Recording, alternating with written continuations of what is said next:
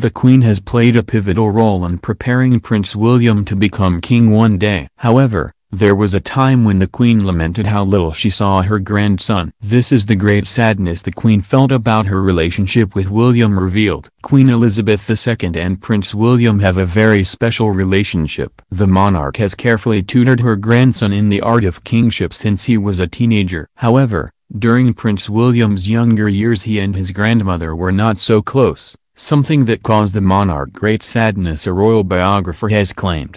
Prince William is second in line to the British throne after his father Prince Charles, the Duke of Cambridge, 37, will one day become king, the magnitude of which he was made aware of from a very young age. However, it wasn't until he turned 13 that his real lessons in the role began. At this time Prince Charles and Princess Diana's relationship had begun to collapse. Diana had given an explosive TV interview to the BBC's Panorama program in which she shared private details about the royal family and even questioned her estranged husband's suitability to become king. When asked if she believed Charles would ever be king, Princess Diana said, "I don't think any of us know the answer to that. And obviously it's a question that's in everybody's head. But who knows? Who knows what fate will produce? Who knows what circumstances will provoke?" She added, "There was always conflict on that subject with him when we discussed it, and I understood that conflict, because it's a very demanding role, being Prince of Wales, but it's an equally more demanding role being king.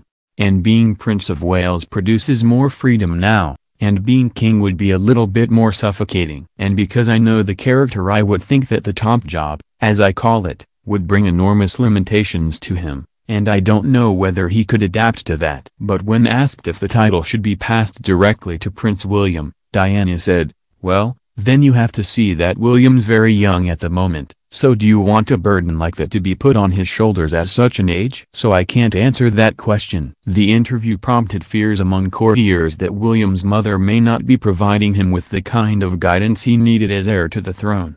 Diana's private secretary Patrick Jefferson said, "It was no secret that towards the end of her life, reactionary elements in the establishment were questioning her desirability as a mentor in the art of kingship." In her book, My Husband and I, The Inside Story of 70 Years of the Royal Marriage, royal biographer and expert Ingrid Seward describes how William had just begun Eton when the Queen stepped in to provide him guidance.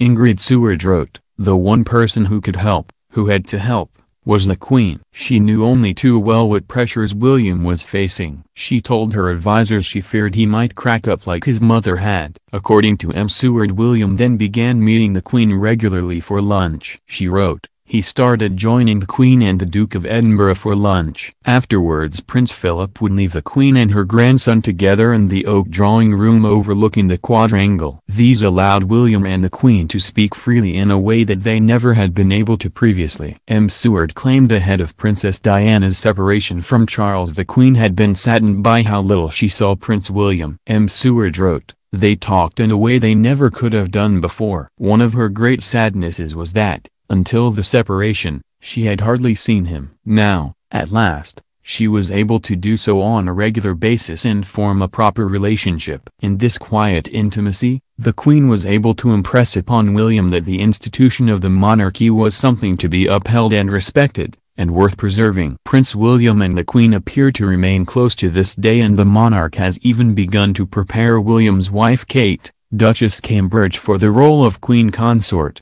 The Duchess and the Queen have attended a string of public engagements together in the past year. In March, the Queen and Kate visited King's College London to open a new wing of the Strand campus. Despite Kate being in the royal family for 8 years, it was their first public engagement as a duo. The Queen is patron of King's College, and she and Kate were given a tour of the facilities. The monarch made Kate a Dame Grand Cross of the Royal Victorian Order following her 8th wedding anniversary to Prince William this year. The special honor reflects the Queen's high opinion of the Duchess of Cambridge. The Queen is incredibly proud of her grandchildren, and also attended royal engagements alongside Prince Harry's wife Meghan Markle.